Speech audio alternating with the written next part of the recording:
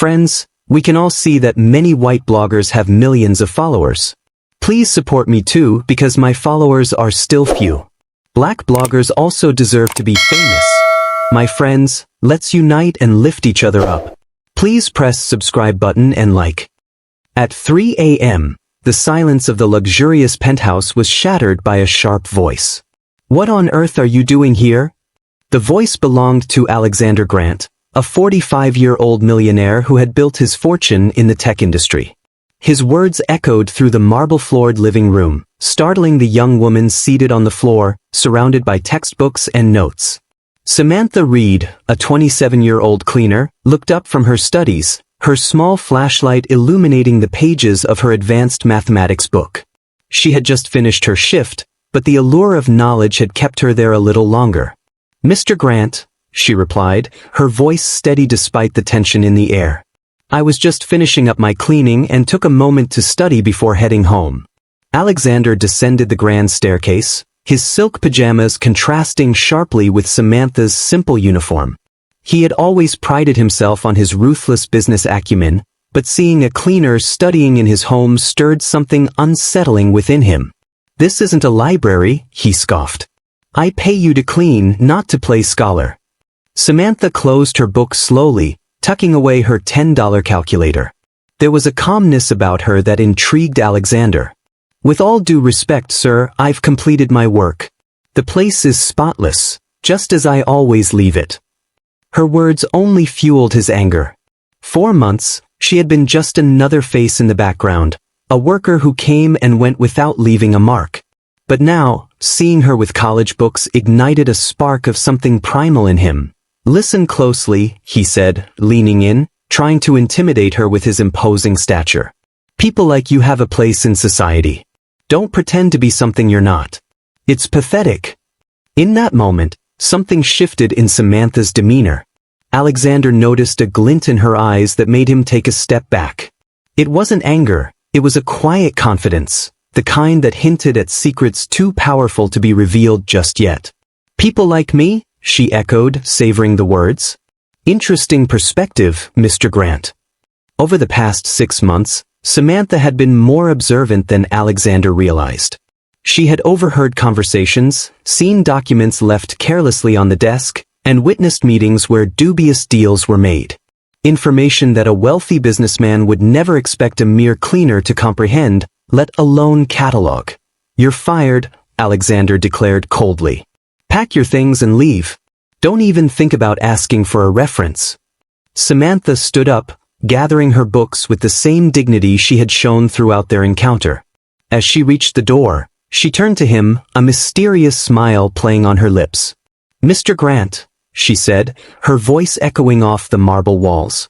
"Have you ever heard the saying about not underestimating those who are always watching?" With that, she walked out, carrying not just her books but 6 months of meticulous observations about a man who had just made a grave mistake. The next morning, Alexander awoke with an inexplicable sense of irritation. The previous night's encounter replayed in his mind, not the insubordination of the cleaner, but that unsettling calmness she had displayed. "Ridiculous," he muttered, adjusting his expensive tie. "A cleaner trying to intimidate me?" His irritation deepened when his assistant, Laura, entered his office with a concerned expression. "Mr. Grant, the cleaning company called. They want to know why Samantha Reed was fired. Apparently, she was their highest-rated employee." "Because she didn't know her place," Alexander snapped. "I found her studying in my home as if it were a public library. Unacceptable." Laura hesitated. "Sir, may I ask what she was studying? I don't care if it was a cookbook or a manual. Domestic employees do not study in their employers' homes. Period." What Alexander didn't know was that while he was fuming in his office, Samantha was at the local library, not mourning her job loss but organizing the information she had collected over the past 6 months. Samantha had developed a routine that went unnoticed. She arrived early, not out of dedication, but because she had discovered Alexander's habit of leaving important documents scattered around after meetings.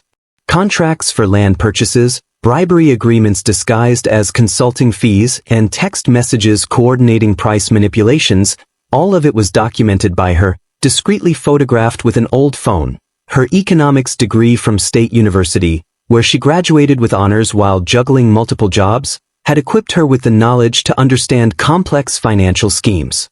For 2 years after graduation, she had sent out resumes, only to receive polite rejections. That's when she decided to change her approach. If she couldn't enter the world of corrupt millionaires through the front door, she would go in through the back.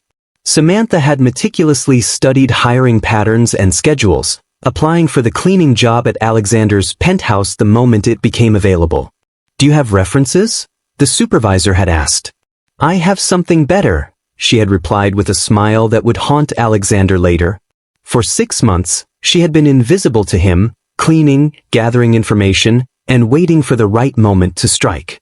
Studying in the penthouse wasn't a mistake, it was bait. She knew Alexander would react with arrogance and prejudice, just as he had. Now, at the library, Samantha opened a used laptop she had purchased with her savings and began organizing the most explosive dossier the city had ever seen. Not just evidence of corruption, but a complete mapping of how Alexander Grant had built his empire on a foundation of bribery and manipulation. Her phone buzzed with a message from her younger sister, Lily. "Sam, did you find another job? Mom's worried about the bills." Samantha looked at the screen, then at the documents before her. Her family had sacrificed so much for her education. Her mother, Diane, worked double shifts as a nurse, while Lily and her other sister, Mia, juggled part-time jobs to help with expenses. They deserved better than the life they led. They deserved justice. "Tell Mom not to worry," Samantha typed back. "Soon, our situation will change completely." What Alexander couldn't fathom, as he bragged to his partners about putting an insolent employee in her place, was that every act of contempt had been meticulously documented by someone who not only had the evidence of his crimes but also the academic background to use that information to dismantle his empire. 3 weeks after her dismissal, financial reality hit the Reed family hard. Samantha's last paycheck had gone to her mother's medication, and now they were down to their last $50. "Sam, did you get anything today?" Lily asked, arriving home exhausted from her shift.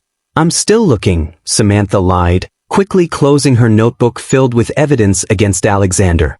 She couldn't tell her family about her real plan. They wouldn't understand why she was turning down job offers, waiting for the right moment to act. Meanwhile, Alexander was living his best life, regaling his friends at the exclusive golf club with tales of the insolent cleaner. "You won't believe it," he laughed, raising his glass of expensive whiskey. "I found her studying calculus in my living room." Marcus, a young journalist working part-time at the club, overheard the conversation. He had grown up in the same neighborhood as Samantha and specialized in exposing corruption among the elite. The next day, he sought her out at the library. "Sorry to bother you," he said cautiously. "I'm Marcus. I heard you used to work for Alexander Grant." Samantha looked up, sensing that he was different from the others. "I did. Why?" "I've been investigating him for 2 years but haven't been able to get close enough for solid evidence. But you, someone who worked inside his house for months, might have what I need." In that moment, Samantha realized she had found the ally she needed. Not just someone with media access, but someone who understood Alexander's methods and could help turn her evidence into real consequences. "What kind of evidence do you need?" she asked, opening her notebook for the first time in front of someone else. Marcus's eyes widened at the meticulous organization of her documents. "My God, this is enough to take down not just Grant, but half the businessmen in this city." "I'm not done yet," Samantha replied, a smile forming on her lips. Curious about what happens next to the characters? Don't miss part 2. Make sure to subscribe and stay tuned.